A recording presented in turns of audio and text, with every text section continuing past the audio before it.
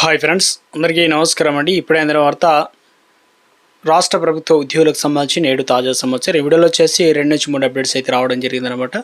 So వీడియోని చివరి వరకు చూడండి, అర్థమవుతుంది. మొదటిసారి ఛానల్ వస్తే తప్పకుండా సబ్స్క్రైబ్ చేసుకోండి. చూస్తున్నారు కానీ లైక్ చేయడం మర్చిపోతున్నారు. సో వెంటనే లైక్ చేయండి.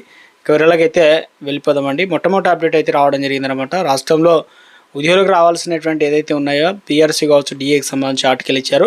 రాష్ట్ర ప్రభుత్వం వెంటనే ఇక 51% ఫిట్మెంట్ కూడా పీఆర్సీని ప్రకటించి పెండింగ్లో ఉన్నటువంటి డిఏలను కూడా ఒకేసారి రిలీజ్ చేయాలని చెప్పేసి పీఆర్టీయు నారాయణపేట జిల్లా అధ్యక్షుడు అయితే తెలియడం జరిగిందనమాట. ప్రభుత్వాన్ని అయితే కోరుతున్నారనమాట. సో అదేవిధంగా తెలంగాణ రాష్ట్ర వ్యాప్తంగా రావాల్సినటువంటి అంటే ఉద్యోగ ఉపాధ్యాయుల ఆర్థిక ప్రయోజనాలు కల్పించకుండా కాలయాపన చేసిందని విమర్శలు చేశారు. అదేవిధంగా ఎన్నికల హామీల మేరకు సిపిఎస్ రద్దు చేయాలని, పీఆర్ఎస్తో పాటు పెండింగ్లో 6 డిఏలు ఉన్నాయి, వాటిని వెంటనే ప్రకటించి ఇవ్వాలనే విధంగా ప్రభుత్వ సమస్యలు వెంటనే పరిష్కరించకపోతే ఉద్యమాలకు సిద్ధం కావాలని ఇక ఉపాధ్యాయులకు పిలుపునిచ్చారు. అదేవిధంగా ఏంటంటే హెల్త్ కార్డులో అపోహలు అవసరం లేదని, ట్రస్ట్ ద్వారా నాణ్యమైన వైద్య సేవలు అందుతాయని చెప్పేసి కూడా తెలిపే ప్రయత్నం చేశారు. మరో అప్డేట్ అయితే రావడం జరిగిందండి. ఇక అనిషవలలో పంచాయతీ ఏఈ అనగా ఇందులో భాగంగా సీసీ రోడ్డు పనుల కొలతలను అంటే మెజర్మెంట్ బుక్ నమోదు చేసిన డిప్యూటీ ఎగ్జిక్యూటివ్ ఇంజనీరింగ్ పంపించేందుకు లంచం తీసుకుంటున్న ఘటనలో పంచాయతీరాజ్ శాఖ ఏఈ పైడి సతీష్, అనిష అధికారులు గురువారం అరెస్ట్ అయితే చేశారనమాట. మరో అప్డేట్ అయితే ఇచ్చారు. ఇక్కడ వచ్చేసి విద్యుత్ సబ్ ఇంజనీరింగ్ దూత చంద్రశేఖరను తొలగిస్తూ ఆ సంస్థ ఎస్సీ రవిచంద్ర నెల 7న ఆదేశాలు జారీ చేశారు. ఎస్సీ రవీందర్ తెలిపిన వివరాల ప్రకారం 2023 నగరంలో 2వ సెక్షన్లో పనులు చేస్తూ జార్ఖండ్ చెందిన తెల్ల సునీల్ అనేటువంటి కార్మికుడు విద్యుత్ ఘాతంతో 2003లో అంటే 23లో ఏప్రిల్లో మృతి చెందాడు. అతడికి వచ్చే పరిహారాన్ని అంటే క్లెయిమ్ చేసుకునేవారు ఎవరు లేరు.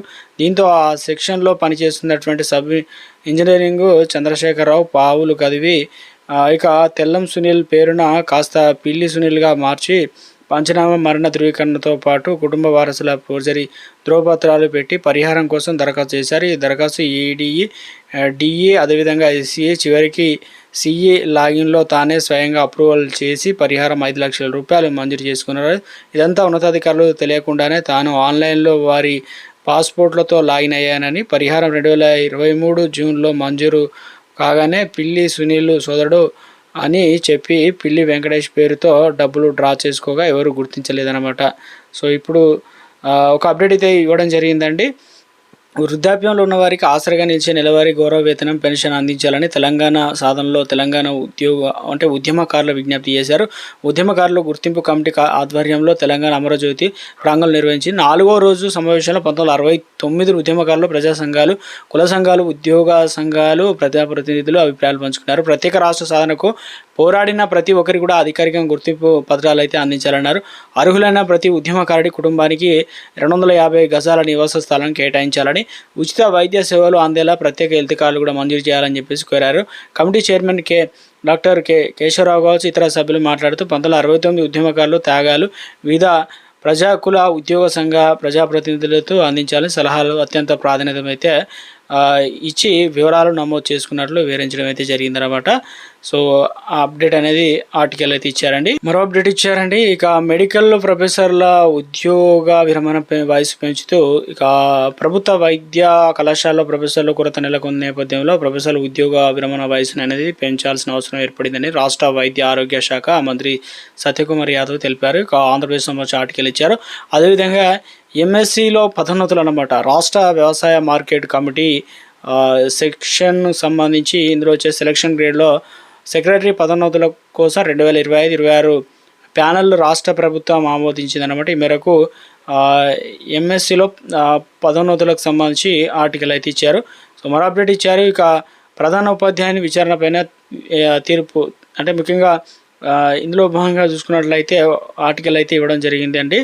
ఏంటంటే ఈ మేరకు సంగారెడ్డి జిల్లాలో గుమ్మడి మండలం ఇన్ఛార్జిగా విద్యాధికారి పౌలిన వీరారెడ్డిపల్లిలో ప్రభుత్వ పాఠశాలలో సదరు ఉపాధ్యాయునిగా ప్రధాన ఉపాధ్యాయుని విచారించారనమాట. అనంతరం మాట్లాడుతూ విచారణపై జిల్లా విద్యాధికారులు అందించిన నివేదిక బట్టి ఉన్నతాధికారులు తగు చర్యలు అయితే తీసుకుంటారని స్పష్టం చేశారు. ఇలాంటి ఘటనను పునరుత్నం కావద్దని చెప్పేసి చెప్తున్నారనమాట. సో ఇటీవల కాలంలో మరో ఆర్టికల్ అయితే ఇవ్వడం జరిగిందండి. రాష్ట్ర ప్రభుత్వం నుంచి సంచలన నిర్ణయం అనమాట. తెలంగాణ ప్రభుత్వం ముఖ్యంగా రాష్ట్ర వైద్య ఆరోగ్య శాఖ పరిధిలో వివిధ ఏజెన్సీల ద్వారా పనిచేసిన శానిటైజేషన్, సెక్యూరిటీ, పేషెంట్లు, కేర్ అవుట్సోర్సింగ్ సిబ్బందికి ప్రతి నెల మొదటి తేదీన వేతనాలు చెల్లించేలా చర్యలు తీసుకుంటామని ఆరోగ్య శాఖ మంత్రి దామోదర్ రాజనరసింహన్ తెలిపారన్నమాట. ప్రభుత్వ శాఖలో పనిచేస్తున్న ఉద్యోగులు, కాంట్రాక్ట్ అవుట్సోర్సింగ్ సిబ్బందికి ప్రతి నెల 1వ తేదీన వేతనాలు విడుదల చేయాలని ముఖ్యమంత్రి రేవంత్ రెడ్డి ఇచ్చినటువంటి ఆదేశాల మేరకు వైద్య ఆరోగ్య కుటుంబ సంక్షేమ శాఖలో అదే విధానాన్ని అమలు చేస్తున్నట్లు మంత్రి అయితే పేర్కొనడం అయితే జరిగిందనమాట. మరో ఆర్టికల్ ఇచ్చారనమాట. సో ఎడ్యుకేషన్ సంబంధించి చూసుకున్నట్లయితే తెలుగు విశ్వవిద్యాలయ ప్రవేశ పరీక్షల షెడ్యూల్ అనమాట. సురవరం ప్రతాప్ రెడ్డి తెలుగు విశ్వవిద్యాలయంలో 2026-27 విద్యా సంవత్సరానికి గాను వివిధ కోర్సులకు ప్రవేశ పరీక్ష షెడ్యూల్ అయితే రిలీజ్ చేశారనమాట. మేరకు విశ్వవిద్యాలయ admission committee director Vanaja Uday గురువారం ఒక ప్రకటన అయితే తెలియజేసినట్టు చెప్పడం జరిగిందనమాట. సో ఒక ఆర్టికల్ అయితే మనకు ఇవ్వడం జరిగిందండి. ఇకపైన కోచింగ్ సెంటర్లకు కళ్ళెమంటూ కూడా ఆర్టికల్ అయితే ఇచ్చారు. సో ఇక మరో అప్డేట్ అయితే రావడం జరిగిందండి. ఎడ్యుకేషన్ సంబంధించినటువంటి అప్డేట్ అనమాట. నేడు తొలి విడత బీటెక్ సీట్లకు సంబంధించి వెబ్సైట్ తొలి విడత కౌన్సిలింగ్ విభాగంలో వెబ్ ఆప్షన్లు ఇచ్చుకున్న విద్యార్థులకు శుక్రవారం బీటెక్ సీట్లను కేటాయించనున్నారు. మధ్యాహ్నం తర్వాత సీట్లను కేటాయిస్తామని, ఏ కళాశాల ఏ బ్రాంచ్లో సీట్లు వచ్చిందో విద్యార్థులు మొబైల్ ఫోన్లకు సంక్షిప్త సందేశం వస్తుందని ప్రవేశాల ద్వారా కూడా శ్రీ దేవసేన తెలియజేశారనమాట. మొత్తం 8,062 మంది వెబ్ ఆప్షన్లు ఇచ్చుకోగా కన్వీనర్ కోటాలో వచ్చేసి ఈడబ్ల్యూ కలుపుకొని 8,053 సీట్లు అందుబాటులో ఉన్నాయని, ఇక ఈ నెల 4న మార్క్ సీట్లు కేటాయించిన తర్వాత వేలాది మంది విద్యార్థులు వెబ్ ఆప్షన్ మార్చుకున్నారనమాట.